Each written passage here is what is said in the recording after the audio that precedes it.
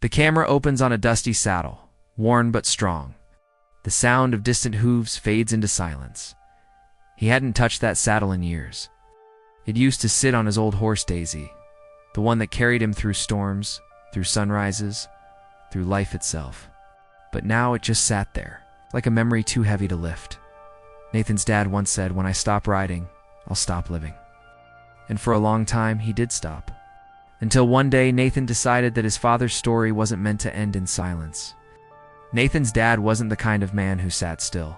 Every morning before the world woke up, he'd be out in the fields, boots dusty, coffee forgotten on the fence post, his hand brushing along Daisy's mane. The two of them were more than man and horse. They were a team, a rhythm, a heartbeat that matched the sound of galloping hooves. People in the small town used to say you could tell what kind of day it would be by how early his horse was out. If Daisy ran free at sunrise, it meant a good day ahead. If the stable door stayed shut, the neighbors knew something had gone wrong. That's how close they were. Even the sky seemed to listen. But time, as it always does, had other plans. Years of riding and farm work caught up to him. His hands that once held the reins so tight now trembled when he tried to button his shirt. His legs, once strong and sure, began to fail him. And Daisy, his faithful companion, grew old too. Her steps slowed, her breath grew shallow, and she no longer ran across the fields like she used to. Still, every morning, Nathan's dad would sit by the stable, just watching. He didn't speak much, but you could see it in his eyes. The longing, the silence that comes when something you love has slipped just out of reach. Nathan watched him from the porch, holding his coffee, trying not to let his dad see the sadness in his own eyes. He remembered being a little boy, riding in front of his father, clutching the saddle horn while Daisy trotted gently across the field. Those were the moments that built their bond, not with words, but with shared quiet and trust. Now that bond was still there, but it was like an echo, fading, distant, almost gone. Nathan could see how much his father missed those rides, how every glance at Daisy carried a quiet ache. Then one morning, as sunlight poured through the barn window, Nathan saw his father reach out a shaking hand to touch Daisy's neck. The horse leaned in, closing her eyes, as if remembering to, and that's when Nathan knew. It wasn't over yet. The mornings had grown quieter now, the kind of quiet that feels heavy, like the world itself is holding its breath. Nathan's dad would sit by the stable window, wrapped in his old denim jacket, staring at the fields that once echoed with hoofbeats. He didn't speak much anymore. The air between them was filled with words left unsaid, the kind that only love and loss can create. Nathan tried to keep things normal. He'd bring his dad coffee, ask how he slept, talk about small things, the weather, the crops, the neighbor's new fence, but nothing reached him. It was as if part of him was still out there, riding somewhere that time couldn't touch. The horse, Daisy, wasn't the same either. Her mane had turned silver, her movements slower, gentler. She'd lift her head whenever Nathan's dad came near, her eyes soft, understanding. It was strange how animals know when hearts are breaking, how they wait quietly, hoping someone will remember what once was. One afternoon, Nathan stood in the barn doorway and watched his dad run his fingers over the saddle. The same saddle that had carried both of them through decades. The old man's hand trembled, but his touch was gentle, almost sacred. He whispered something Nathan couldn't hear, but he didn't have to. He knew. The farm had grown still. The tractor no longer roared in the mornings. The gate no longer creaked open for a ride. The only sound left was the slow breathing of the horse, the soft rustle of straw, the ticking of a clock that seemed to move slower every day. That night, Nathan sat outside under the porch light. The stars were scattered across the sky, and in their faint glow, he saw the outline of the barn, the place that held his father's happiest days. He thought about how much had changed, how life had shrunk from open fields to a single wooden chair, and something inside him shifted. He realized that while his father's body was failing, his spirit was still there, trapped behind the years, waiting for one more chance to feel alive. Nathan whispered to himself, almost afraid to say it out loud.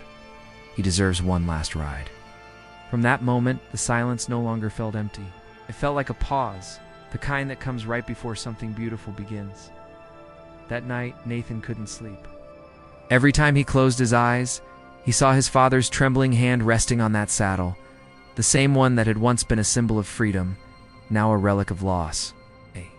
The thought wouldn't leave him alone. Somewhere deep down, a voice kept whispering, "Don't let it end like this." The next morning, before the sun climbed over the hills, Nathan walked to the barn. The air was cold, and the smell of hay and earth felt familiar, like stepping into a memory. He ran his hand along Daisy's back, feeling the warmth of her breath against his sleeve. She turned her head, her eyes tired but gentle, as if asking what he was thinking. Nathan smiled faintly. "We're not done yet, girl," he whispered. He began to clean the saddle. Every buckle, every strap, every worn patch told a story. Of trails conquered, storms survived, mornings that began with laughter and ended in peace. As his hands worked, his mind filled with flashes of the past, his father teaching him how to mount, correcting his grip on the reins, laughing when he fell into the grass. Each memory was a spark that lit something old inside him. He checked.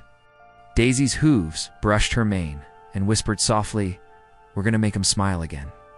It wasn't just a plan, it was a promise. Later that day, Nathan went to his father's room. The old man sat quietly by the window, eyes distant, sunlight tracing the deep lines on his face. Nathan sat beside him and spoke gently, "Dad, Daisy's looking strong today." His father nodded slowly, barely lifting his eyes. But then Nathan added, "What do you say?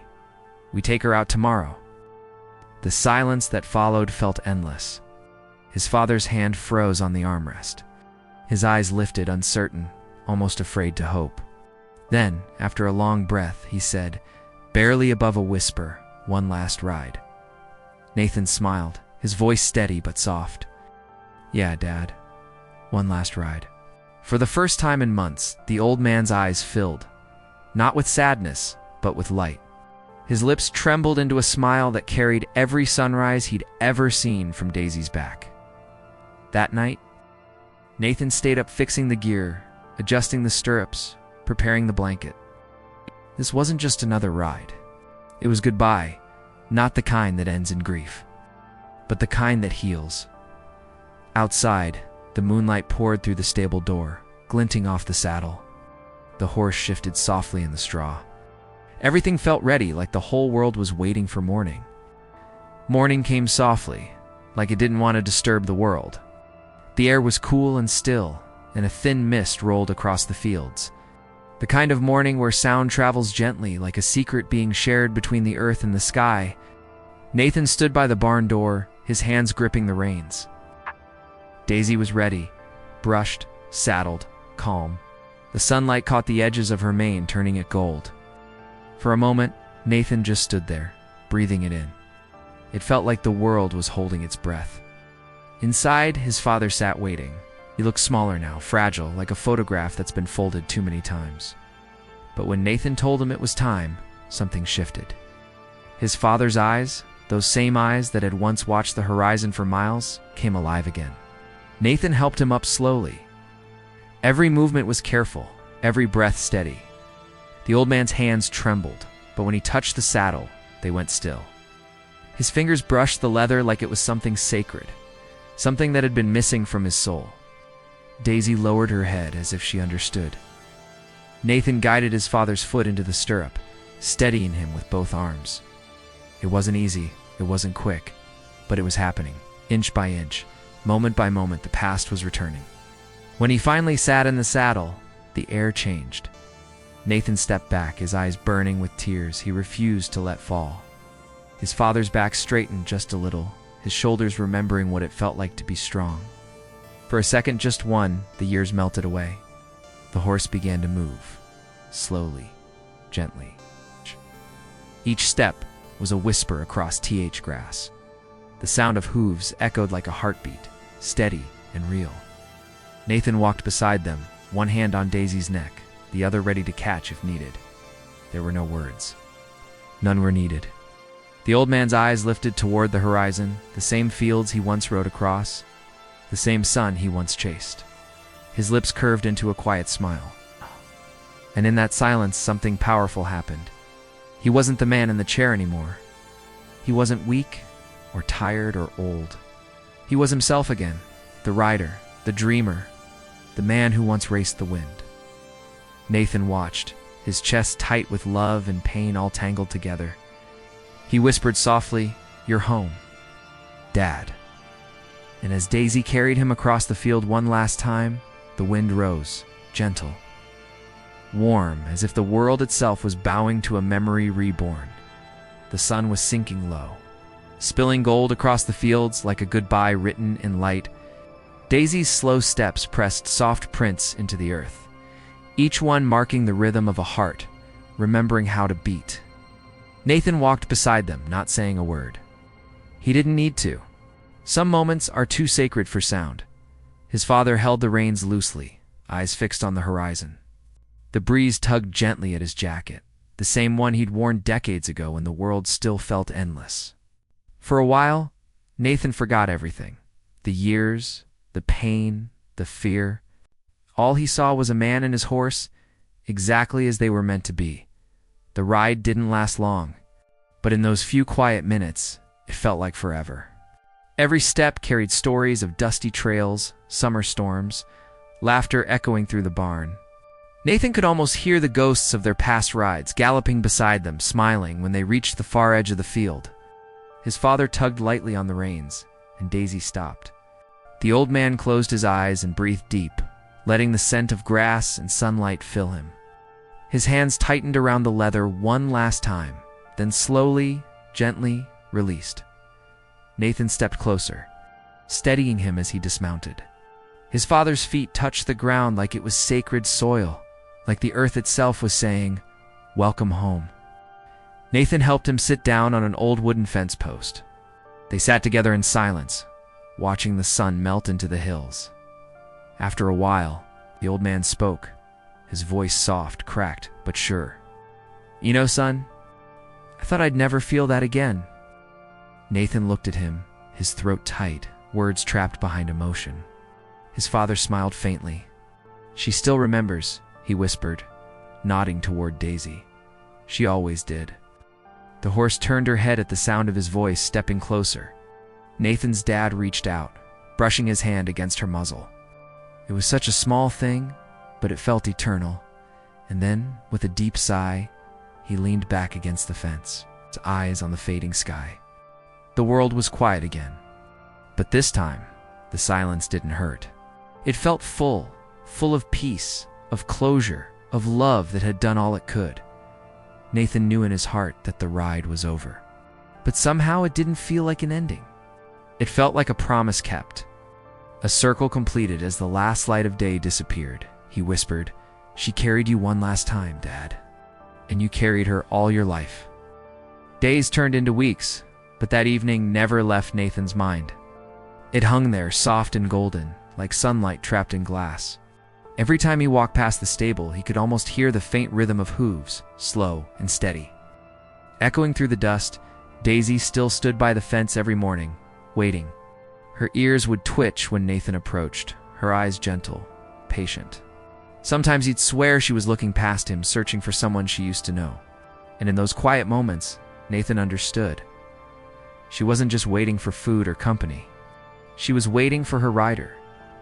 Inside the house, the old saddle now rested by the fireplace. Nathan couldn't bring himself to hang it up. It didn't feel like an object anymore. It felt alive, like it still carried his father's spirit in every scratch, every crease, every bit of worn leather that had once known the shape of his hands. At night, Nathan would sit by it, coffee in hand, just staring into the flames. Sometimes he'd talk to it softly without meaning to. "Dad, she's doing okay," he'd whisper, "and so am I." The farm had changed, but it didn't feel empty. The fields looked the same, but there was something different in the air, a peace that only comes when love finishes what it started. The wind that used to sound lonely now carried a kind of comfort, like it was whispering old stories across the grass. One morning, Nathan found Daisy standing near the oak tree, the spot where his father used to rest after long rides. She was calm, still almost glowing in the early light. Nathan walked up to her and placed a hand on her neck. She didn't move, didn't flinch. She just stood there, breathing slow, her eyes half closed. He realized then that some bonds don't end, they just change shape. His father was gone, yes, but not lost. He was everywhere, in the smell of hay, in the morning sun, in the horse's steady breath. In the silence that no longer hurt Nathan, turned toward the fields, the same horizon his father used to chase. And for the first time in a long while, he smiled. Not the kind of smile that hides pain, but the kind that accepts it gently.